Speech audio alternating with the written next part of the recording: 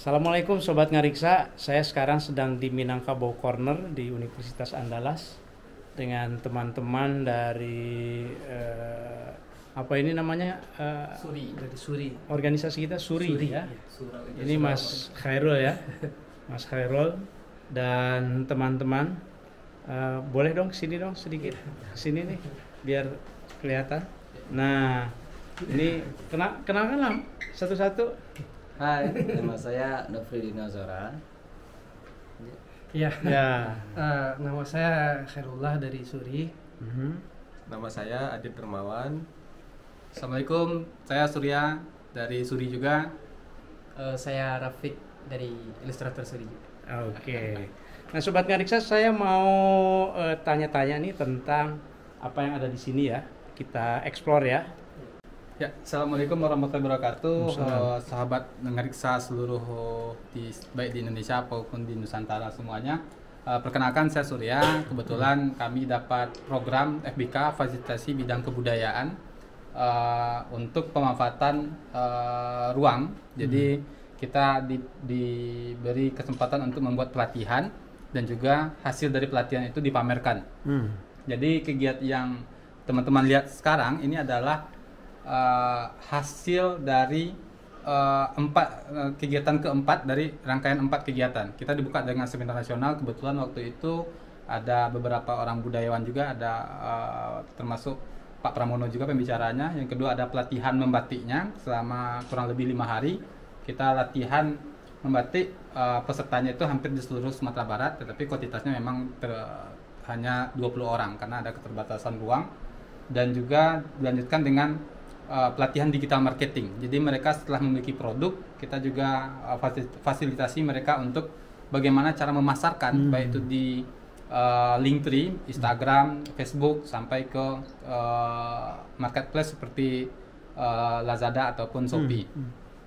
Dan terakhir kita tutup acara ini dengan pameran, yaitu memamerkan seluruh produk yang mereka produksi selama pelatihan itu. Untuk hari ini kita buka sebetulnya sampai tanggal 8.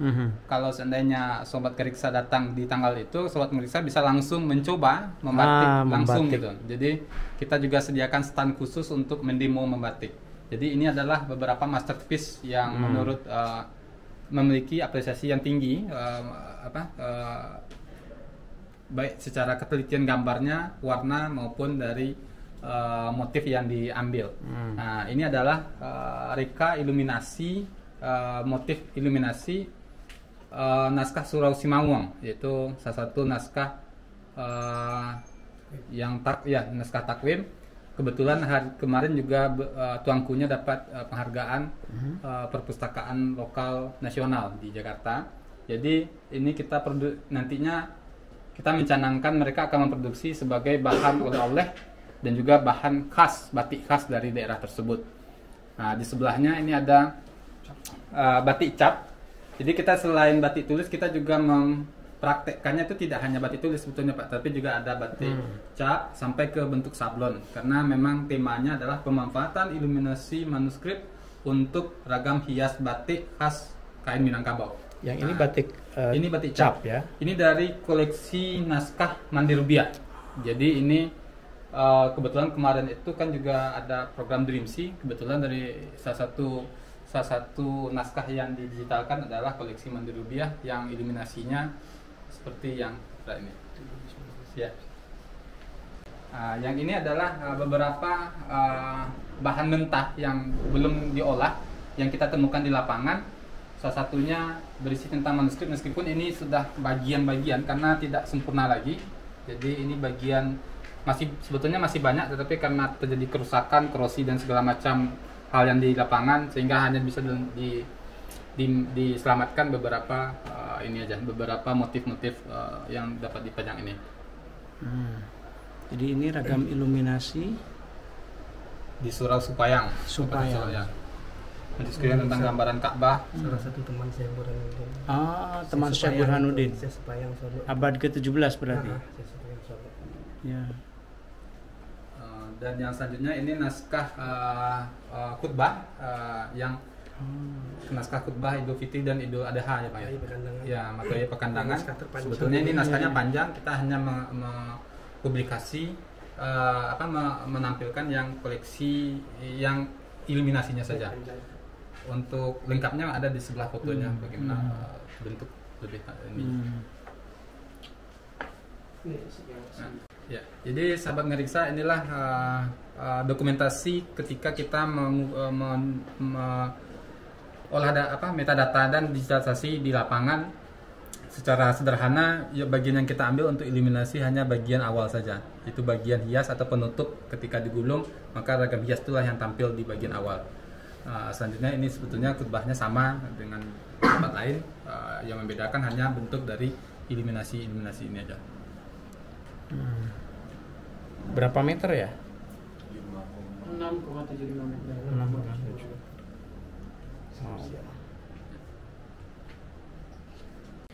Sobat Ngariksa, ini para sobat Ngariksa dari Minangkabau ini sangat militan rupanya. Kaosnya juga ini sudah kaos Ngariksa ini. Ngaji manuskrip kuno Nusantara. Yang di belakangnya itu apa tulisannya? Nah, ini dia sobat Ngariksa. Manuskrip klasik asik. Ini anak-anak muda loh. Jadi anak-anak muda sudah senang dengan manuskrip dan merealisasikannya di dalam karya yang dari segi komersil itu juga komersil ya. Nah, ini juga wah, ini terima kasih banyak. Saya malah lagi nggak pakai nih sobat Ngariksa. Saya dikasih Mas Alam. Saya yang belum punya saya masih ada tapi di koper nanti. Ini manuskrip koleksi Surau Cupa. Tapi sekarang surau itu tidak berjalan lagi Pak, karena udah di sekelilingnya ada deler padi. Tapi Syekh Cupa ini pernah ditemukan dalam sebuah silsilah tarekat Satariyah di Minangkabau. Jadi dia merupakan murid Syekh Padangan Tiang. Nah, Syekh Padangan Tiang, nah ini salah satu koleksi manuskripnya, di mana manuskrip ini terletak di atas makamnya gitu, dengan besi, box besi gitu kan. Nah, jadi ini salah satu koleksi manuskrip Surau Cupa atau Syekh Cupa, dan motif ini telah dihasilkan juga dalam bentuk cantingnya, yang contohnya itu yang di bahan hitam itu yang dekat sana. Nah, ya itu hasil dari, coba kita lihat batiknya yang hitam, yang ini, yang hitam. Yang ini itu diambil dari iluminasi tadi. Oke. Ya. Ini yang menerjemahkan apa ya, goresan-goresannya dari manuskrip ke batik ini siapa ya? Alun Mana coba. ini dia Ilustratornya. Ya. Bisa diceritakan gimana dan keahliannya itu diperoleh dari mana? Sini mungkin bagus karena ada langsung. Oh iya. Nah, sini. Prosesnya mungkin lebih ke proses kreatif, dan untuk ke batik kita tuh di bagian ilustrator fokus ke pra pembuatan batik. Jadi pembuatan desain batik, pola yang diambil dari iluminasi ini sebenarnya kita kerjakan manual menggunakan alat digital, yaitu semacam aplikasi untuk menggambar, tapi tetap menggunakan teknik manual. Nah, jadi nanti bisa dari pola-pola yang dihasilkan bisa dirangkai, disatukan hingga menjadi satu kesatuan yang estetika, tentunya yang estetik dan punya etika, sehingga dapat menjadi karya yang solid nanti. Berarti punya keahlian latar belakang ini apa, pendidik ilustrasinya itu apa? Minimal bisa untuk membuat sketsa, menggambar ya. Lalu cinta manuskrip. Itu cinta cinta kebudayaan. Cinta kebudayaan. Oke, mantap. Skripsinya. Iya. Skripsinya boleh ceritakan tentang apa? Skripsi saya adalah yang mungkin di video tadi itu tentang analisis semiotik iluminasi manuskrip Mato Ayya Pakandangan, yang merupakan sampai saat ini di Katalogus itu menjadi manuskrip terpanjang, yaitu dengan ukuran 6,75 meter. Nah, dikarenakan juga manuskrip itu di awal bagian manuskrip itu memiliki iluminasi yang sangat panjang, bahkan hampir sepertiga naskah itu adalah iluminasi. Nah, deskripsi saya itu mengkaji apa sih makna-makna yang terdapat dari bentuk-bentuk pola-pola yang ada di iluminasi manuskrip Matoye Pakandangan. Apa antara lain maknanya itu? Salah satunya di situ ada iluminasi burak pada prosesi tabui yang merupakan yang sekaligus membuktikan bahwasanya daerah tempat manuskrip Matoye Pakandangan itu adalah bagian dari Pariaman dulu, yang ternyata juga terlibat pada prosesi tabui yang sangat terkenal di Pariaman. Kalau yang teratai itu dari manuskrip Matoye Pakandangan, sementara pola yang kerucut ke atas sama segitiga itu dari iluminasi Al-Quran 50 kota, dan ada iluminasi sulur di sini itu kalau nggak salah dari tanah datar. Jadi digabung sehingga membentuk satu kesatuan yang bagus nanti. Yang sebelahnya sama? Sama, ini diambil dari iluminasi 50 kota juga, Pak. Cuman pembentukan dan tata letaknya berbeda. Di Al-Quran koleksi Surau Taram, yang dimana Surau Taram ini kan dikatakan orang Ibrahim Mufti itu kan temannya Syekh Abdul Rauf waktu di Madinah dan datang ke Taram. Nah, ini salah satu iluminasinya sangat kita lihat indah gitu kan, seperti berbunga-bunga. Teksnya apa ya? Teksnya Al-Quran. Oh, Al-Quran ya. Dari Al-Fatihah. Dan itu kalau kita menjadikan dia sebagai oleh-oleh wisata di Surau Taram, bisa dibentuk ke baju kaos yang menyatakan kita sudah kembali dari 50 kota. Apa ini bacaannya? Ambo Allah ke Kapalo Banda. Jadi kita sudah datang di Kapalo Banda, nama daerah di 50 kota itu. Dan ini penulis naskahnya juga berkaitan dengan kapal Banda kan? Iya. Bagian dari iluminasi manuskrip Matoye Pakandangan, di mana ini adalah yang saya sebut tadi iluminasi burak pada prosesi tabui, karena sangat menyerupai bentuk dari burak itu sendiri, dan bisa kita lihat seperti keramaian di bawah ini adalah simbol dari orang-orang keramaian. Nah, nanti jika kalau dipotong iluminasinya terus diambil bagian yang keramaian, lalu kita reka, lalu dikasih warna kembali, maka akan terbentuk motif Sai Gelamai Rami namanya. Ini nanti jadi batik juga ya? Iya, Pak. Jadi kain atau apa ya? Iya, jadi kain. Udah bentuk jadi bahan. Oh, sudah jadi bahan ya? Tinggal cetak. Bagus sekali. Ya, Sobat Ngeriksa, jadi di depan saya ini adalah beberapa batik cap. Jadi ini adalah reka dari motif tadi yang sudah didesain ulang menjadi cap batik, beberapa baik itu dari satu naskah ataupun gabungan dari beberapa naskah. Tapi seandainya ini ditelusuri satu-satu, ada jejak digitalnya, ada ini gabung dari naskah mana dan naskah yang motif yang mana. Ini salah satu bentuk produk yang bisa dihasilkan dari batik cap. Jadi ini berupa ini lebih sederhana dibandingkan batik tulis, karena pengerjaannya pun tidak serumit di batik yang di depan tadi. Ini sudah jadi, bisa dipakai langsung untuk jadi kain sarung untuk. Kenapa tidak serumit yang tadi? Karena kalau yang tadi itu kan memang tidak semua orang bisa mencanting, karena ada proses seni yang baik itu dalam melukis, baik itu dalam mewarnai dan segala macam. Kalau batik cap itu siapapun bisa, asalkan dia punya kemampuan untuk mengkombinasikan aja. Jadi semakin bagus kombinasi capnya, maka akan semakin bagus juga hasilnya. Dan satu lagi, pewarnaan ini tidak secara diwarnai menggunakan kuas, dia diwarnai langsung, dicelup langsung jadi, seperti itu. Direbus, dicelup langsung jadi.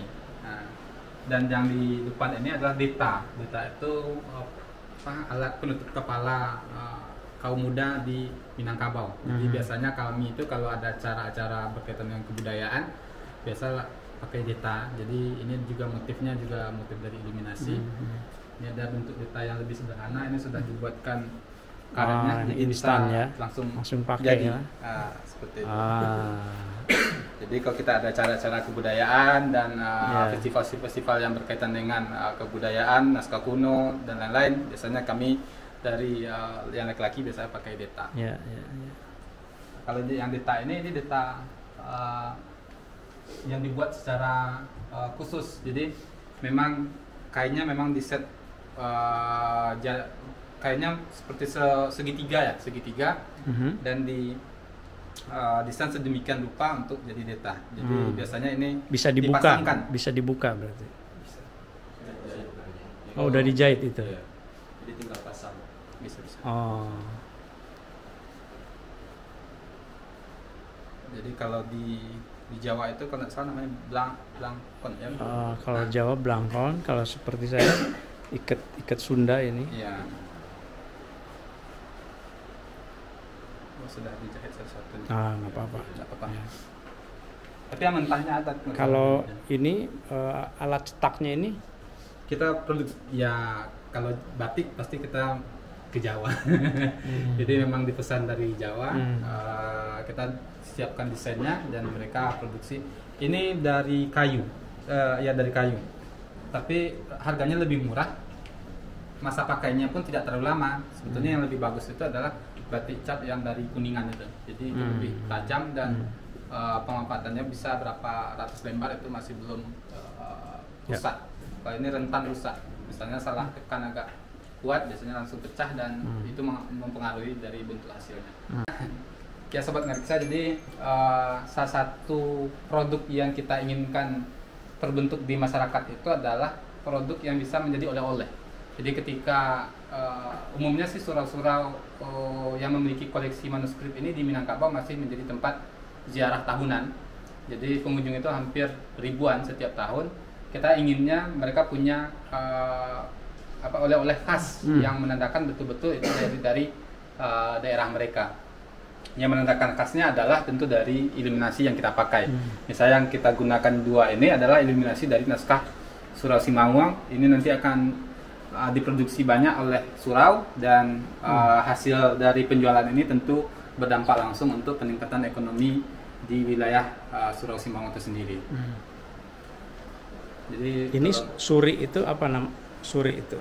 Suri itu Surau Intelektual for Konservasi, Pak Oman. Jadi ada beberapa teman-teman yang konsen sih dalam bidang kebudayaan. Salah satunya itu juga naskah kuno tentang warisan budaya Tabenda sampai ke bentuk penulisan buku, cerita rakyat dan semuanya.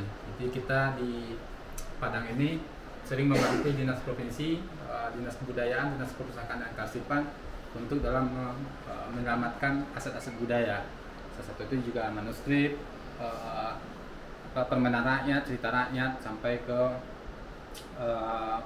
pengusulan untuk warisan budaya Tabenda Indonesia. Dan ini mendapat dukungan dari Kementerian untuk Pendidikan program ini kita dapat dukungan dari Kementerian Kemenristek Dikti, Kemendikbudristek Dikti. Dan juga ada support gabung dengan dua program sebetulnya Pak Oman, itu program Matching Fund. Program Matching Fund ini diketuai oleh Pak Pramono. Jadi Pak Pramono itu membuat menggabungkan bagaimana sinkronisasi antara universitas dengan DUDI, Dunia Usaha Industri. Kebetulan dari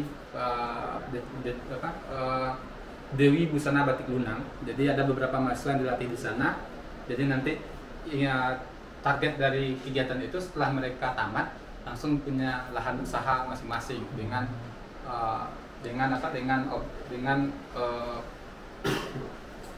kemampuan masing-masingnya. Jadi kalau memang dia dari ilmu budaya, tentu mereka membatik dengan motif-motif kaya akan budaya juga, seperti itu. Ya. Baik, ini sebenarnya manuskrip Al-Quran koleksi Rao, Surau Rao di Budi Rao gitu kan. Jadi ini ditemukan di Rao dan dengan iluminasi emas. Tapi ketika itu iluminasi ini pernah di komen oleh Bu Anabel, Pak, katanya ini iluminasi dari timur atau India gitu, karena ada awan-awannya gitu. Dan ini ditemukan di Rao di Pasaman Timur. Nah ini jadi dia ada dengan dengan warna emas gitu kan, dengan gold gitu. Dan sebelahnya ini sebenarnya ilustrasi dari kitab Dako Ikul Huruf dari Abdurrauf Singkel gitu kan. Nah jadi ini dibuat ilustrasinya berupa gambar tubuh gitu. Nah, jadi kan ini kan inilah karangan Tuanku Syekh Abdurrauf gitu kan. Nah, kitab yang bernama Dako Ikul Huruf ada di situ dijelaskan. Ini salah satu bentuk ilustrasinya dari kitab Dafaikul Huruf. Ini kitab yang oleh Pak Azumardi dipuji sekali, Dafaikul Huruf. Karya yang masterpiece yang dipuji oleh Annemaris Schimmel juga. Tapi ini sepertinya menjelaskan inti dari kitab itu. Ya. Sepertinya martabat 7 juga ya. Ya, ini martabat 7 juga. Ini memang ada dalam manuskrip ini ada Dafaikul Huruf, ada Bayan Tajalli juga nanti teksnya. Sudah didigitalkan? Ini sudah sama Dreamsea. Ya. Ini iluminasinya jadi batik yang mana? Ini yang gambar hati sepertinya belum direka gitu.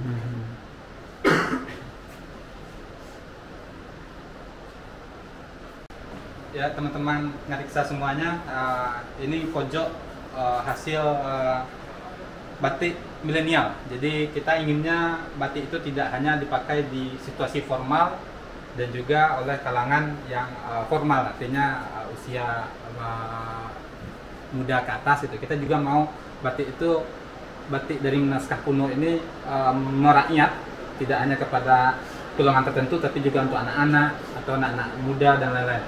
Ini kita canangkan nanti untuk dibuat baju kimono, bisa di kimono, bisa jadi untuk apa namanya, ya, kimono ataupun baju batik yang bisa dipakai untuk harian, baik itu ke kampus dengan warna yang lebih sederhana, warna yang tidak terlalu mencolok, dan motif-motifnya pun motif-motif kekinian dengan warna-warna yang lebih mudah. Ini dari manuskrip juga ya? Iya, dari manuskrip mana?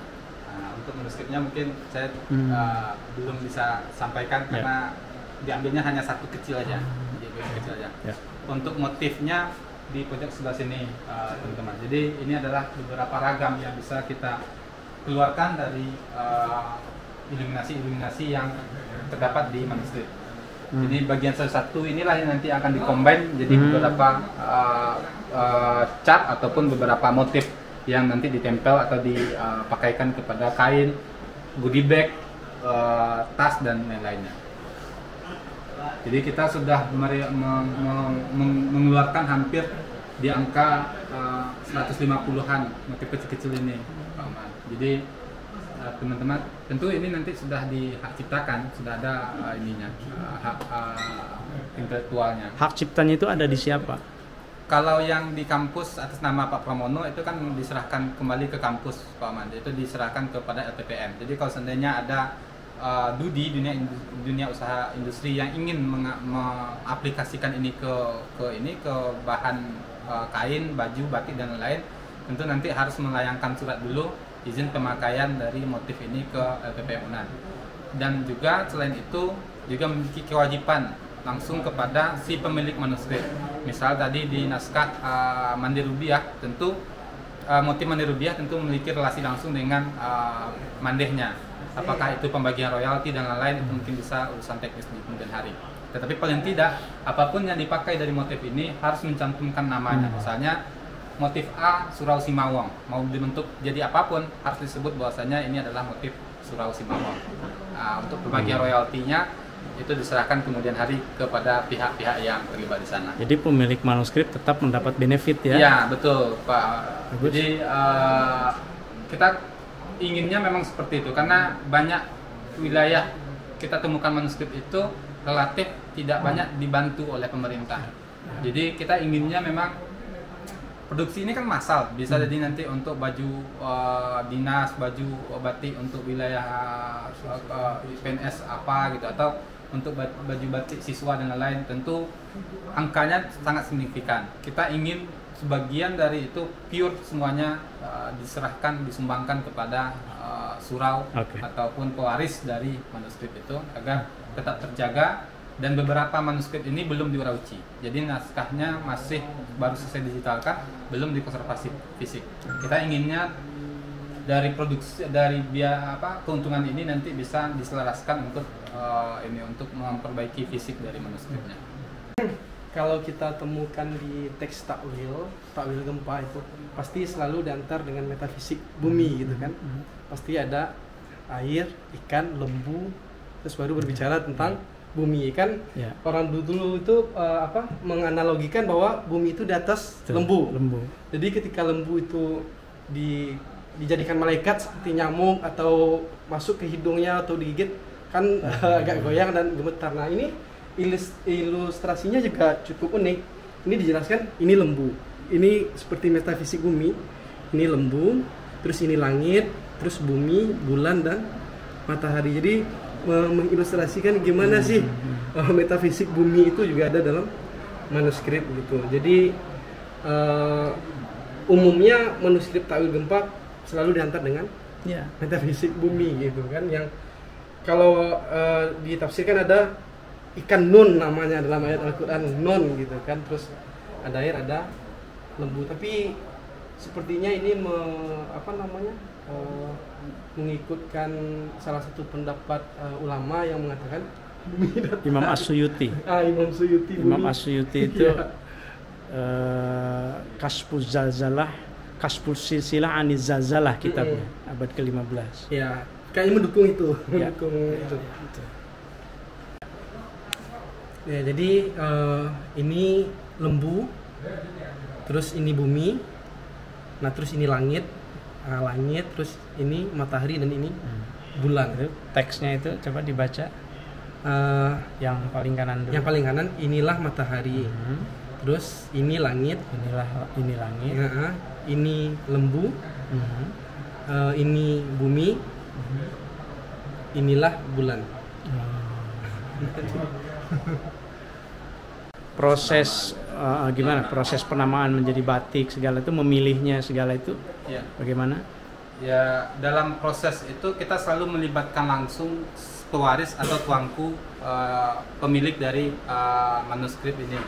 Jadi tuanku akan menjelaskan bagian mana saja manuskrip mereka yang diperbolehkan untuk direka. Karena ada beberapa dan direka untuk bagian mana saja. Contohnya ada beberapa iluminasi, misalnya iluminasi yang terdapat di Al-Quran itu tidak diperbolehkan untuk dijadikan motif bagian bawah, misalnya untuk kain sarung, untuk celana, untuk tas dan lain-lain, karena ditakutkan nanti ditempatkan pada yang tidak semestinya. Jadi silakan dipakai, tetapi hanya untuk di bagian atas, dan beberapa teksnya akan dihilangkan karena berisi tentang bisa juga lafaz Allah ataupun isi Al-Quran. Jadi kita hanya pure, benar-benar hanya mengeluarkan untuk ragam hiasnya saja.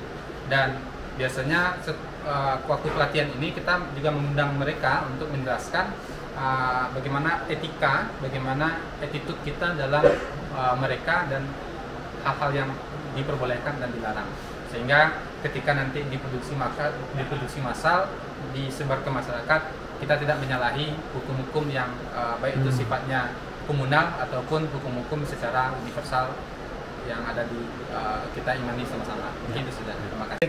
Sahabat Ngariksa, nah ini mungkin manuskrip ini Pak Oman mesti kenal ini, karena beliau yang